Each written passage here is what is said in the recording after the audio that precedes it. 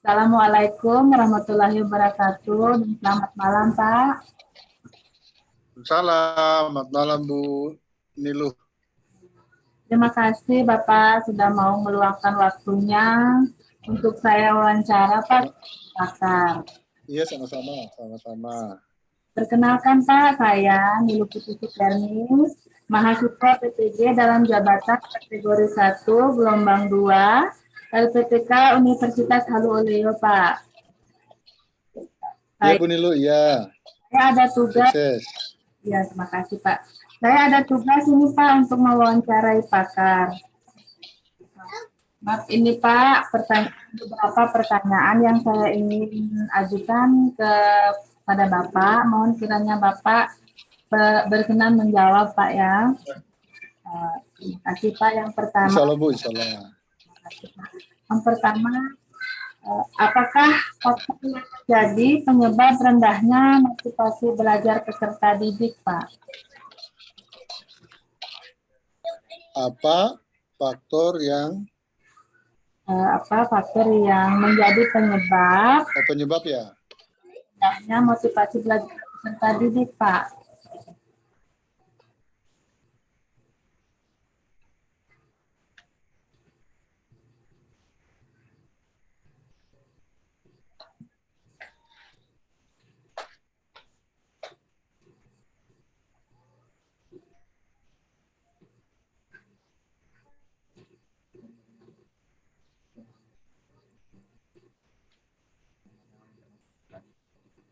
Oh, jaringan tadi Bu Niluh, jaringan. Ya Pak, maaf Pak jaringannya. Ya enggak apa-apa kan biasa itu. Ya, makasih pertanyaannya. Faktor penyebab motivasi belajar tadi Bu ya? Ya Pak, motivasi belajar Pak. Ya, oke. Kalau menurut saya, kenapa murid itu rendah motivasi belajarnya, itu bisa dari dirinya, bisa dari luar dirinya ya. Tapi yang dominan sebenarnya dari guru. Jadi kita tidak bisa mengharapkan murid itu mau termotivasi gitu ya. Harus guru, istilahnya guru yang memicu, guru yang diupayakan mengundang murid untuk belajar. Jadi seperti apa murid belajar, mestinya dari guru lah yang mengundang murid untuk belajar.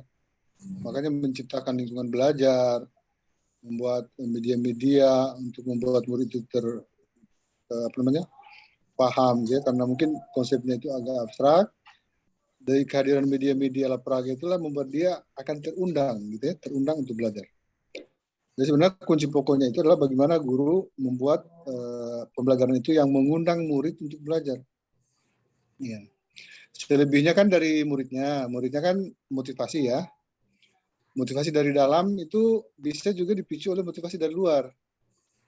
Jadi seperti apa guru membuat pembelajaran, desain pembelajaran, lingkungan belajar.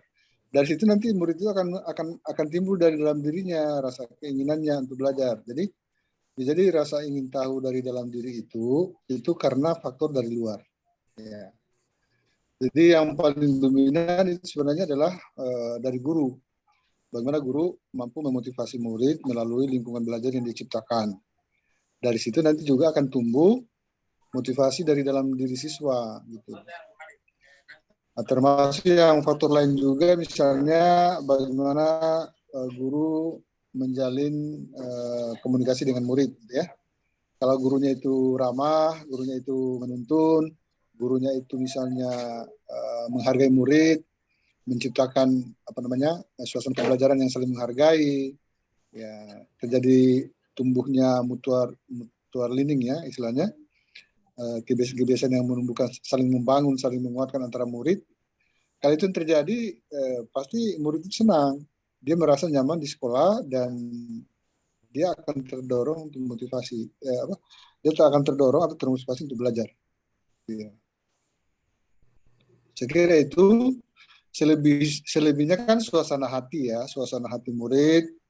Mungkin dia bawaannya pendiam, mungkin dia merasa kurang pede karena miskin, mungkin dari kampung, sosial emosional berpengaruh juga.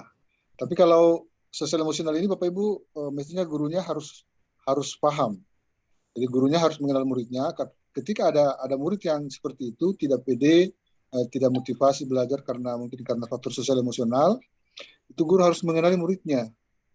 Ketika dia mengenali bahwa ternyata faktor itu mempengaruhi dia kurang belajar, kurang motivasi belajar, maka gurulah yang akan memberikan dorongan, memberikan nasihat, memberikan motivasi, memberikan inspirasi-inspirasi, contoh-contoh orang yang sukses dari kampung gitu ya, orang-orang yang tidak berada tapi dia sukses gitu ya, supaya dia timbul motivasinya.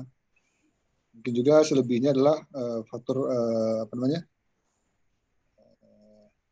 kepala sekolah ya, kepala sekolah turut memberi kontribusi yang positif bagaimana menciptakan lingkungan belajar, mendorong guru-guru untuk menciptakan lingkungan belajar yang mengundang murid untuk belajar.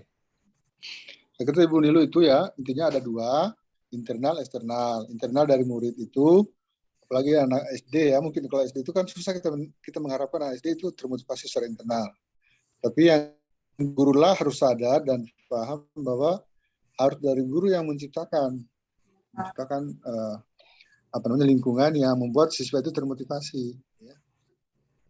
Selebihnya tadi itu sosial emosional ya, sosial emosional, kemudian minatnya. Kalau dia minati, makanya ketika guru tahu minatnya anak ini apa, maka guru harus membuat pembelajaran yang sesuai minat. Itu memang tidak mudah ya. Tapi ketika guru tahu bahwa ada siswa yang minatnya seperti apa, maka guru sedapat mungkin dia menyesuaikan minatnya. Gaya belajarnya juga termasuk gaya belajarnya murid ya. Gaya belajar murid. Itu mungkin ya, mudah-mudahan bisa membantu mencerahkan ya. Terima kasih banyak Pak, sudah banyak menjelaskan kepada saya. Jadi makasih banyak. Ada pertanyaan berikutnya Pak? Ya, silakan Ibu. Apakah yang menjadi penyebab siswa mengalami kesulitan membaca begitu Pak kalau di kelas rendah Pak? Ya. Oke. Kalau saya sih tidak punya pengalaman mengajar di SD kelas rendah ya. Cuma kan ketika kita jadi instruktur kurikulum ya, kita juga memfasilitasi guru-guru kelas rendah gitu ya. Memang kelas rendah ini Ibu itu dilema. Ada dua memang tugas berat dari guru kelas rendah. Yang pertama adalah bagaimana mengajarkan isi kurikulum ya. Kurikulum itu kan punya target-target. Minggu hari ini, besok, minggu pertama, minggu kedua, sudah ada target-targetnya. Di lain pihak, guru kelas rendah juga diperhadapkan dengan adanya kenyataan beberapa murid yang tidak bisa membaca gitu ya. Nah, itu tidak salah juga karena memang murid dari SD itu, utamanya kelas 1 ya, dari TK itu kan tidak ada kewajiban untuk membaca, ya. Maka tugas berat guru kelas 1 lah yang harus tugas ini guru kelas 1 harus berkomunikasi dengan orang tua. Makanya guru kelas 1 itu Ibu harus dia punya target-target. Ketika dia memetakan muridnya berapa orang yang sudah bisa membaca yang dengan lancar, mana yang belum, mana yang sedang. Nah, yang sedang dan yang belum inilah yang tiap hari ada target. Tiap hari targetnya setengah jam, misalnya difasilitasi oleh guru bagaimana membaca gitu ya. Dan disiapkan bahan-bahan bacaan khusus untuk dia. Jangan bukan buku yang dari kurikulum. Mungkin hari ini vokalnya A dengan U, mungkin minggu depan A dengan U tambah lagi E dengan O gitu ya. Mengeja apa namanya ya, huruf-huruf yang familiar dipahami anak, kata-kata yang sering ditemui anak gitu ya, walaupun mungkin hanya beberapa huruf gitu ya, ditarget. Kemudian guru kelas 1 juga mempunyai komunikasi dengan orang tua murid.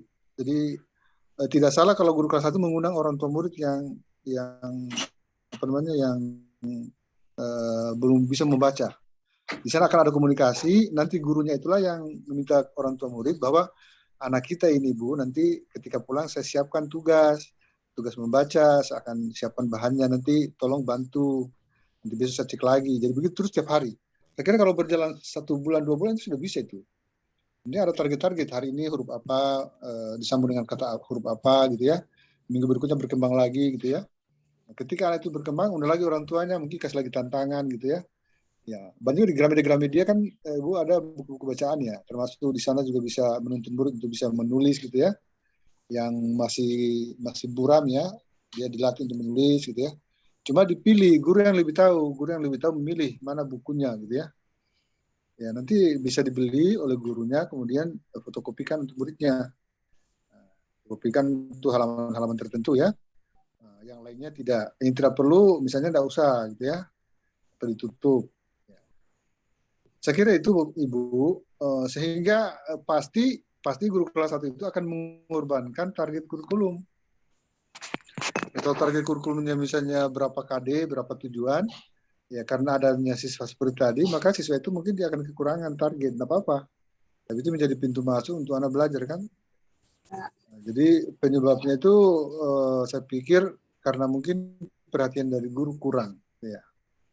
Jadi guru hanya memusatkan pada target kurikulum, sementara kenyataan bahwa ada murid yang tidak bisa membaca, dia tidak mempunyai langkah-langkah.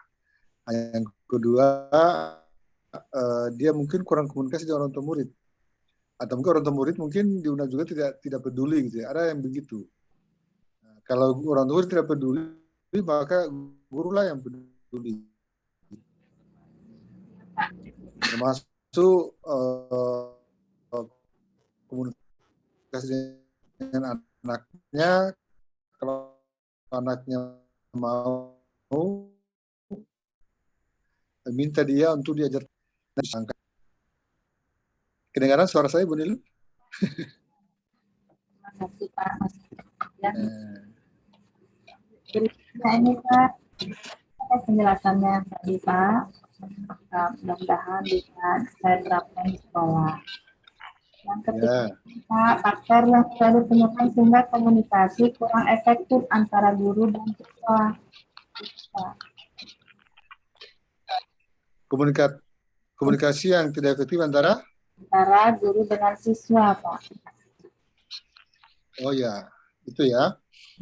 Eh, Komunikasi ini menjadi suatu apa ya, menjadi suatu media ya, media perantara terjadinya hubungan yang baik antara dua pihak, gitu ya. Ya. Kalau guru dengan murid kan hubungannya apa? Hubungannya adalah terjadinya transfer pengetahuan ya. Bukan hanya transfer pengetahuan, terjadinya apa namanya? Apa namanya hubungan yang menguatkan murid, di mana guru berperan sebagai penuntun gitu ya. Jadi kalau guru komunikasinya menuntun murid, gitu ya, dengan bijak, dengan arif, dengan apa namanya, memberdayakan, gitu ya.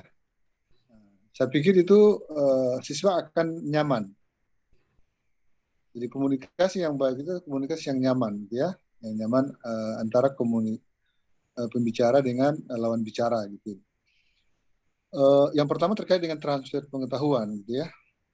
Kalau misalnya guru menjelaskan pengetahuan dengan bahasa yang tinggi, maka mungkin anak di pedesaan tidak bisa paham, gitu ya. Maka guru harus pandai-pandai menyelami muridnya seperti apa bahasa, penggunaan kosakata yang dia kuasai, gitu ya. Bila perlu guru berkomunikasi dengan menggunakan bahasa daerah. Kalau guru itu misalnya sama daerahnya dengan siswanya. Bagaimana mendetailkan penjelasan materi itu dengan bahasa daerah supaya anaknya lebih paham, gitu ya, atau bahasa ibu anak. Nah, kemudian cuma kan paradigma pembelajaran sekarang kan bukan menjelaskan lagi, gitu ya, bukan menjelaskan lagi sekarang paradigmanya. Di paradigma pembelajaran sekarang ini adalah bagaimana guru itu memfasilitasi pembelajaran, mengurangi dominasi guru dalam menjelaskan pelajaran, sehingga guru lebih kepada menciptakan atau membuat bahan-bahan LKS gitu ya, kemudian setting pembelajaran gitu ya. Ketika guru melihat buku siswa itu misalnya bahasanya kurang komunikatif untuk siswanya, kurang pas, kurang cocok, maka guru harus berupaya membuat bahan bacaan di buku itu dengan lebih sederhana, Misalnya cerita tentang toko. Kalau toko itu toko di Jawa, anak-anak tidak paham, kita bikin toko yang ada di daerah kita gitu ya. Termasuk pilihan-pilihan katanya, mungkin kita ganti kata-kata mana yang kira-kira anak kita di konsel tidak paham gitu ya. Nah, itu guru harus lebih tahu gitu. Sehingga bahasa yang dipakai dalam bahan ajar itu menjadi komunikatif ya. Penghubung antara guru dengan siswa.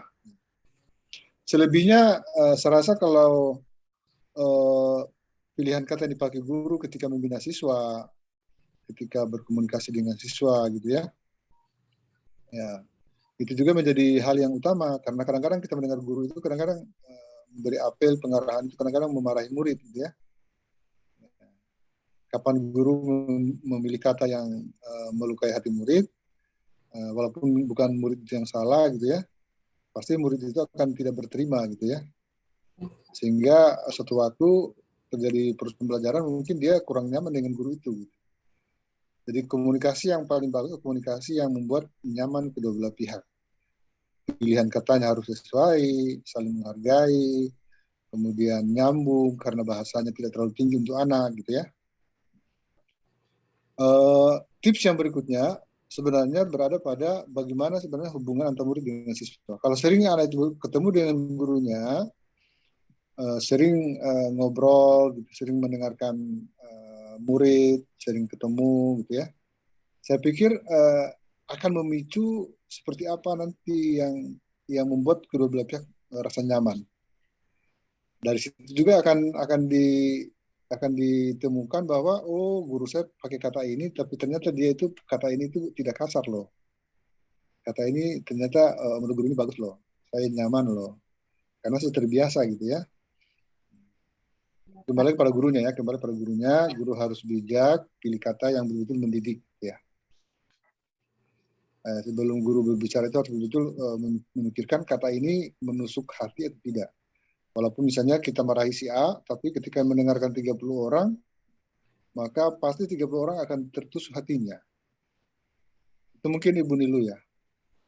Terima kasih banyak Pak. Berikutnya, minta maaf, pertanyaan lagi nih Pak. Ya, enggak apa-apa, enggak apa-apa. Apakah yang menjadi penyebab kurangnya guru menggunakan model-model pembelajaran yang inovatif, Pak? Oh, ya, bicara model pembelajaran itu tidak mudah memang. Kalau pengalaman saya melatih kurikulum 13, memang yang kami wajibkan untuk memahami model pembelajaran itu adalah yang instruktur. Kalau guru sasaran, kami tidak wajibkan.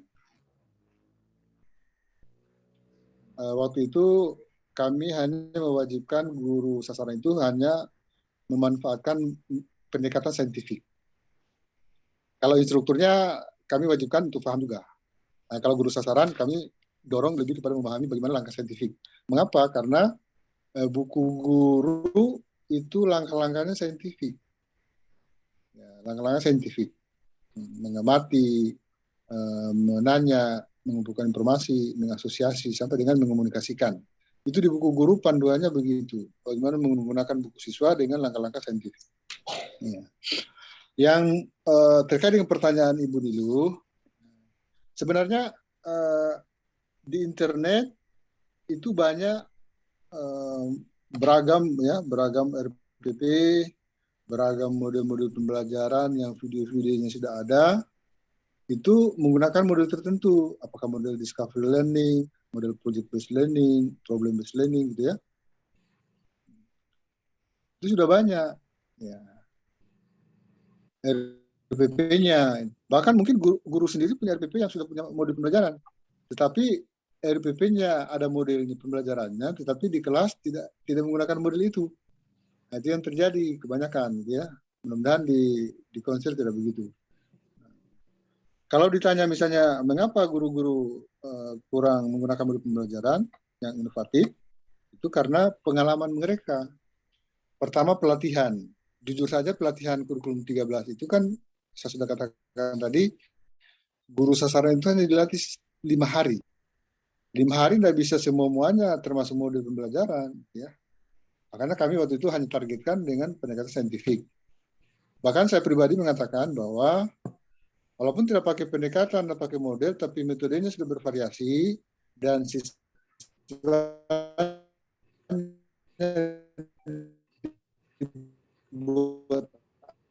aktif itu sudah luar biasa, apa namanya, punya pengetahuan yang lebih banyak.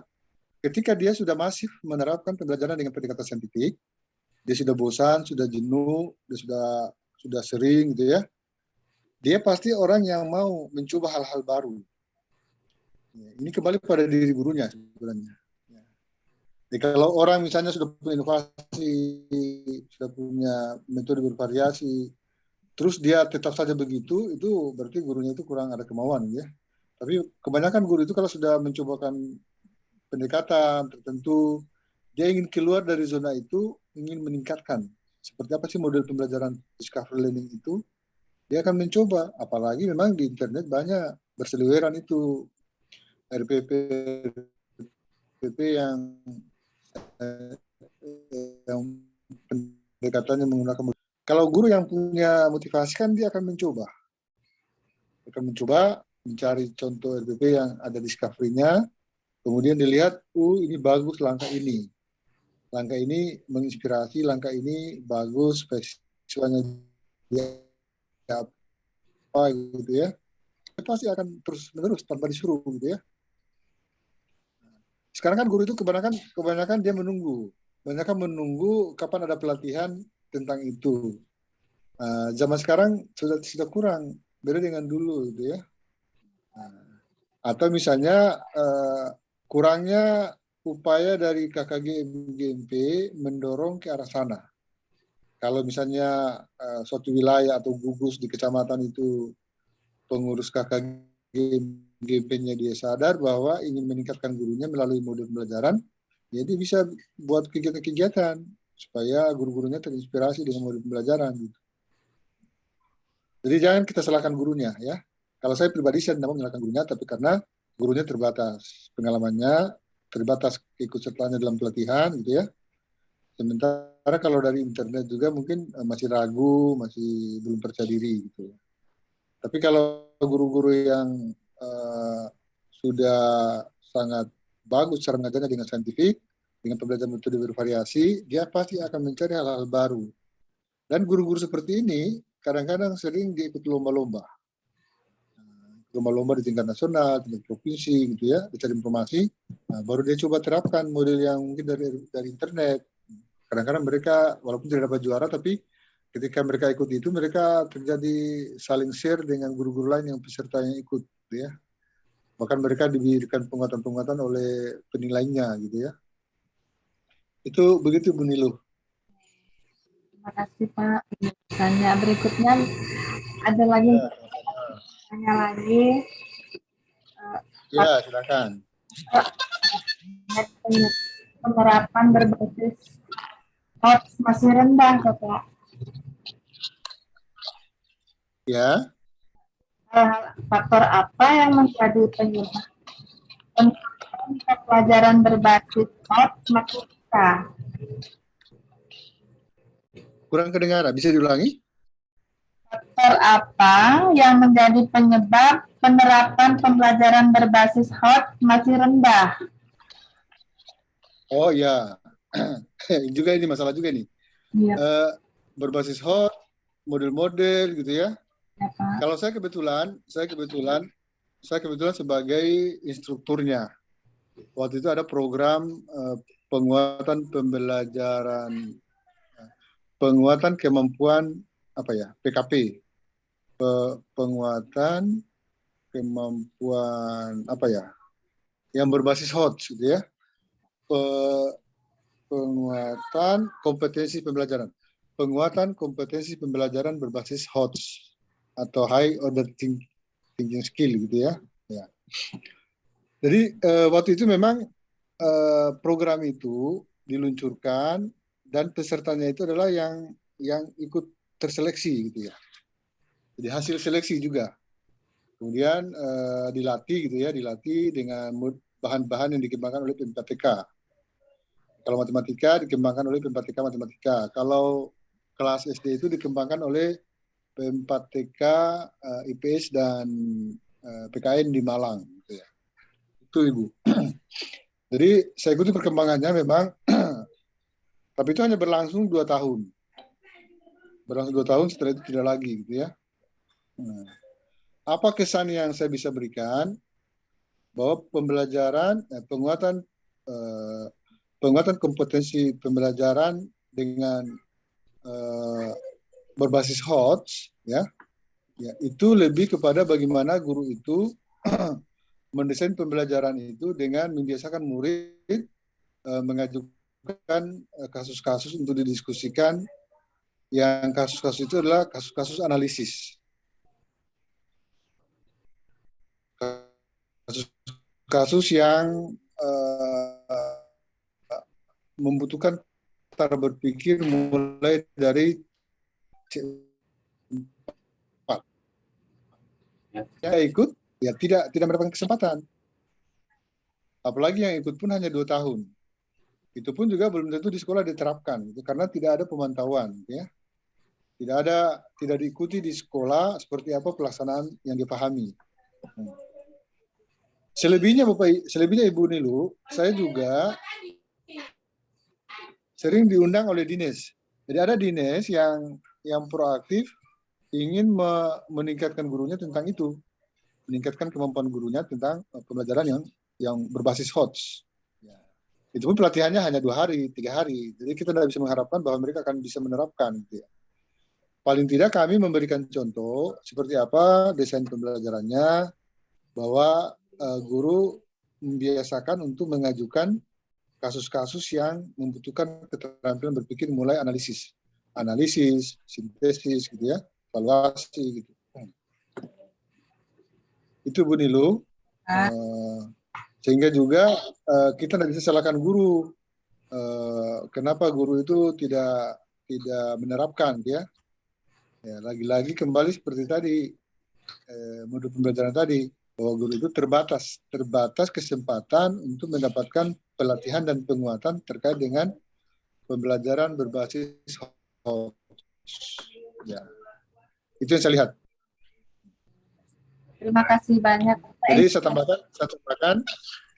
tambahkan, kalau guru sudah membiasakan mengajukan tugas-tugas dengan kasus-kasus yang membutuhkan keterampilan berpikir tingkat tinggi, kemudian di ulangan harian dia juga kasih soal kasus seperti itu. Ketika asesmen kompetensi minimum, anak-anak melihat soal AKM itu tidak kaget karena gurunya sudah membiasakan mengajukan kasus-kasus atau soal-soal yang ada stimulusnya, yang membutuhkan penalaran, gitu ya. Kalau dibiasakan ketika mengajar, ketika ulangan juga, ketika tugasnya juga dibiasakan, ulangan harian dibiasakan, ulangan semester dibiasakan, begitu AKM nanti anak-anak akan tidak kaget bahwa soalnya sudah berbasis HOTS, karena mereka sudah biasa dengan memikirkan kasus-kasus yang berbasis HOTS.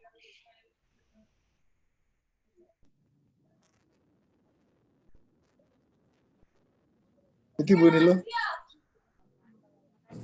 Pertanyaan terakhir, Pak. Minta maaf, banyak pertanyaan yang terakhir ini. Ya, silakan Ibu Nilo.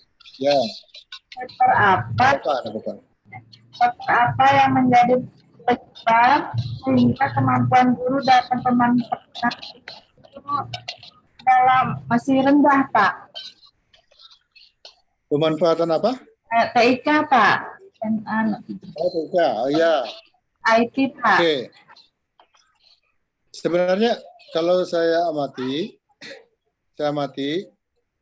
pandemi COVID kemarin itu memaksa guru itu untuk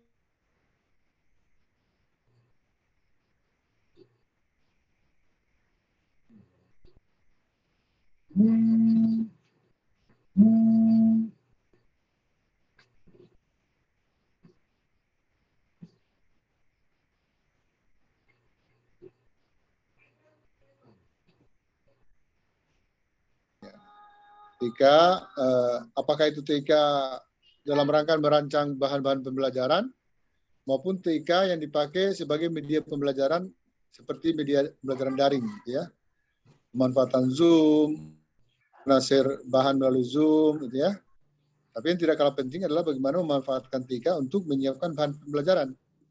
Karena kita tahu bahan pembelajaran itu kan ketika kita murid berhadapan dengan materi yang abstrak, maka dibutuhkan media yang membuat dia lebih bisa mengabstraksikan konsep itu dari abstrak menjadi lebih mudah dipahami gitu ya. Misalnya dengan bahan tayang, ada animasinya gitu ya, bahan PPT ya, ada animasinya, gambar-gambar dari internet atau video-video yang dimasukkan di PPT, videonya ada animasinya gitu ya, ada penjelasan yang lebih rumit, lebih rinci gitu ya. Kalau ditanya mengapa guru masih kurang, ya itu faktor dari dalam juga dan dari luar. Tapi kalau saya itu lebih mendorong kepada kepala sekolah. Kepala sekolah harus memiliki target bahwa gurunya itu ditingkatkan secara bertahap. Misalnya ketika gurunya di sekolah itu separuh sudah memiliki guru yang bagus penggunaan IT-nya, TIK-nya gitu ya, maka ditugaskan guru-guru lain itu dipetakan. Si A sudah bisa PPT belum? Si C sudah bisa menghadirkan gambar-gambar atau belum? Ya. Dipetakan dan ditagih belajar sama siapa, berapa lama, dia akan lihat seperti apa hasilnya, perkembangannya, gitu ya. Karena kalau kita menunggu dari guru, kadang-kadang mereka sudah nyaman dengan yang ada sekarang, gitu ya. Mereka menganggap bahwa dengan yang ada sekarang sudah nyaman, mereka hanya mengandalkan dari buku. Padahal buku itu mungkin bahasanya dibuat oleh pengembang, gitu ya. Mungkin ada konsep yang kita perlu kuatkan anak, tapi kita merasa bahwa dengan buku sudah cukup.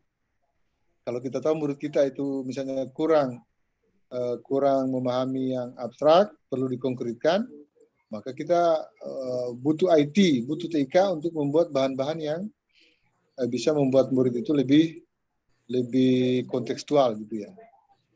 Tuh. Selebihnya sebenarnya kebanyakan guru-guru yang sudah senior ya. Kalau guru-guru muda baru dia tidak ada upaya untuk memacu diri menguasai TIK, itu sudah suatu kesalahan. Itu tugasnya kepala sekolah itu sebenarnya. Atau kalau Ibu Niluh itu tugas pribadi, bagaimana menggerakkan dia gitu. Kalau misalnya dia teman akrab, dia teman akrab, dia kita kenal ya. Kadang-kadang juga mereka alasannya karena tidak punya laptop gitu ya. Nah, jadi kalau misalnya kepala sekolah itu dana bos dipakai membeli laptop, maka mereka didorong untuk dilatih gitu ya. Tidak mengapa kepala sekolah mengeluarkan anggaran untuk membiayai pelatih dari luar yang mana agar gurunya itu bisa menguasai TIK. Ya. Jadi saya lebih memilih dari pihak eksternal yang harus memicu guru itu. Kalau kita mengharapkan dari guru itu untuk bisa meningkat TIK-nya susah. Jadi kepala sekolah yang saya bisa harapkan termasuk pengawas ya, pengawas. Itu mungkin Ibu Niluh ya. Mudah-mudahan Ibu Niluh bisa menjadi penggerak bagi guru lain, terutama tentang TIK ini. Terima kasih banyak Pak atas penjelasannya. Mohon maaf sudah banyak mengatur. Ya, sama-sama Ibu Niluh. Waktu yang sudah diberikan, semoga Bapak ya, sama-sama. Yang Maha Esa. Terima kasih sekali lagi Pak sudah. Amin, terima kasih. Doa waktunya untuk sama juga. Saya wawancara. Terima kasih Pak. Assalamualaikum. Iya, sama-sama. Waalaikumsalam. Waalaikumsalam.